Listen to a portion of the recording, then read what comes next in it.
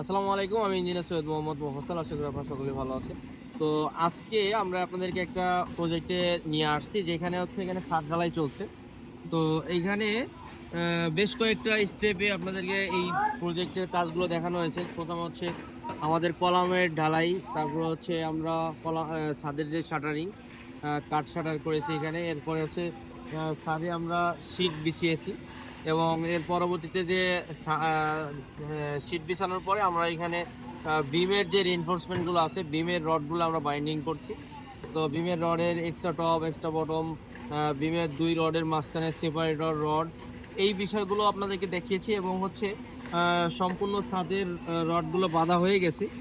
রডগুলো বাঁধা শেষে আমি এখন হচ্ছে আমাদের ছাদ ঢালাই চলছে এক সাইড দিয়ে, আমি বাকিটা হচ্ছে চারদিকে আমি কিছু বিষয় খেয়াল করতেছি যে কোনো জায়গায় হচ্ছে ছাদের ব্লক দেওয়া বাকি আছে কিনা। যেমন ধরেন এই যে ব্লকগুলো দেওয়া আছে, এই ব্লকগুলো এবং এই যে নিচের যে ব্লকগুলো দেওয়া আছে 3-4 ব্লক, এই ব্লকগুলো যদি দেওয়া না থাকে, সেই ক্ষেত্রে যে সমস্যাগুলো হবে সেটা হচ্ছে রডটা আমাদের ঢালাইতে কাভারিং পাবে না। এই কারণে হচ্ছে আমাদের ছাদের প্রত্যেকটা অংশে রডে আমাদের ব্লক দিতে হবে। তো ব্লক সব জায়গায় মোটামুটি দেওয়া আছে, এবং হচ্ছে কিছু কিছু জায়গায় আমাদের কাঠ শাটারিং এর ক্ষেত্রে যে প্রবলেমটা হয়, কিছু কিছু জায়গায় হচ্ছে আমাদের থাকে, ওই ভয়েড থেকে যায়, ছিদ্র থেকে যায়। তো ওই ছিদ্রগুলো যেই সব জায়গায় আছে সেগুলোতে দেখেন এইখানে ওই যে ওরা দিয়ে দিচ্ছে, পেপার দিয়ে দেওয়া হচ্ছে এখানে। ওই যে কলামের কলামের এবং বিমের যে জয়েন্টগুলো আছে, এই জয়েন্টগুলোতে মূলত এই সমস্যাটা হয়। এই যে এই সাইডে দিয়ে দিয়ে এই যে এই সাইডে দেখো, এইখানে দেখো, এখানে বেশ বড় একটা ছিদ্র আছে। তো এই ছিদ্রগুলোতে আমরা হচ্ছে পেপার দিয়ে এবং নিচ থেকে অতিরিক্ত কাঠ দিয়ে আমরা হচ্ছে এই ধরনের ছিদ্রগুলোকে আমরা করব, মানে ভয়েড প্রুফ করব। আমাদের এই কনস্ট্রাকশনের ক্ষেত্রে সবচেয়ে জরুরি বিষয় যেটা, সেটা হচ্ছে আমাদের সম্পূর্ণ কাস্টিং এরিয়াটা অ্যান্টি ভয়েড থাকতে হবে, মানে ভয়েড প্রুফ থাকতে হবে। কোনো জায়গায় যেন ছিদ্র না থাকে, কোনো জায়গা দিয়ে যেন আমাদের এই ঢালাইয়ের যে লিকুইড ম্যাটেরিয়ালস আছে এটা বের না হয়ে যেতে পারে।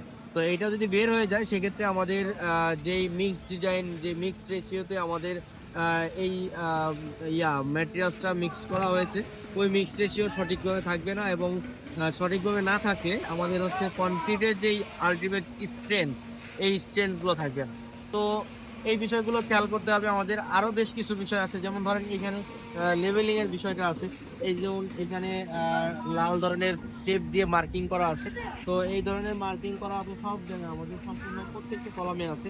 তারপরে আরেকটা বিষয়, সেটা হচ্ছে এই যে কলামগুলো এখানে সুন্দর করে বাধাই করে দেওয়া হয়েছে। দেখেন এইখানে যেই কাজটা হয়ে থাকে, যে এই রডগুলো যখন আমাদের ঢালাই হবে, এখন ঢালাইয়ের সময় আমাদের যদি এই ধরনের দুইটা রড দিয়ে যদি আমরা এখানে বাইন্ডিং করে না রাখি, তো সেই ক্ষেত্রে যে সমস্যাটা হবে সেটা হচ্ছে এইখানে যে অতিরিক্ত ঢালাইটা হবে, মানে বিম এবং কলামের যে জয়েন্ট পয়েন্টটা আছে, এইখানে যে পয়েন্টটা আছে, এখানে রডের পরিমাণ কিন্তু হিউজ এবং অনেক মোটা মোটা সাইজের রড। এই রডগুলো যখন হচ্ছে এইখানে ঢালাই হয়ে যাবে, তখন এটা আরো বেশি শক্ত হয়ে যাবে। এখন যদি এটা আমাদের রডের স্পেসিং অনুযায়ী, আমাদের কলামের যদি রডের স্পেসিং অনুযায়ী যদি আমরা এটা ঠিক সেট করে বাইন্ডিং না করে দিই, সেই ক্ষেত্রে দেখা যাবে যে একটা রড এদিকে বাঁকা হয়ে গেছে, আরেকটা রড এদিকে বাঁকা হয়ে গেছে, গোড়ায় ঢালাই হয়ে গেছে। তো সেই ক্ষেত্রে ওই বাঁকা অবস্থায় রডটা আমাদেরকে প্লেস করতে হবে পরবর্তীতে। তো এই কারণে হচ্ছে আমাদের প্রত্যেকটা কলামেরই এই ধরনের রড বাইন্ডিং এর সময়, আমাদের ঢালাইয়ের সময় আমরা দুইটা রড অ্যাটলিস্ট দুইটা রিং এখানে বাধাই করে তারপর হচ্ছে আমাদের কাজ করতে হবে। তো এই বিষয়গুলো আমরা হচ্ছে এখানে লক্ষ্য করছি। এবং হচ্ছে কোথাও যদি লেপিং দেওয়ার প্রয়োজন হয়, রডের লেপিং দেওয়ার প্রয়োজন হয়, সেই লেপিংগুলো দেওয়া হচ্ছে। আর এখানে দেখছেন যে আমাদের যেই মূল টার্গেট, সেটা হচ্ছে আমরা আমাদের এই কলামের যেই মিডল জোনটা আছে, এই মিডল জোনের মধ্যে আমরা হচ্ছে লেপিং দিব। তো সেই ক্ষেত্রে আমাদের ছাদের এখানে কোনো প্রকার লেপিং এখানে দেওয়া হচ্ছে না এবং লেপিং এর প্রয়োজন হচ্ছে না। তো এই বিষয়গুলো আমরা খেয়াল রেখে কাজ করলে কাজের কোয়ালিটিটা খুব ভালো থাকবে। আর আমাদের ছাদ ঢালাইয়ের আরও বেশ কিছু পর্যায়ে আছে, আমি আপনাদেরকে পর্যায়ক্রমে আমাদের ধাপে ধাপে আপনাদেরকে আমরা ভিডিওর মাধ্যমে দেখানোর চেষ্টা করব। তো এতক্ষণ আমাদের সাথে থাকার জন্য অসংখ্য ধন্যবাদ। আসসালামু আলাইকুম।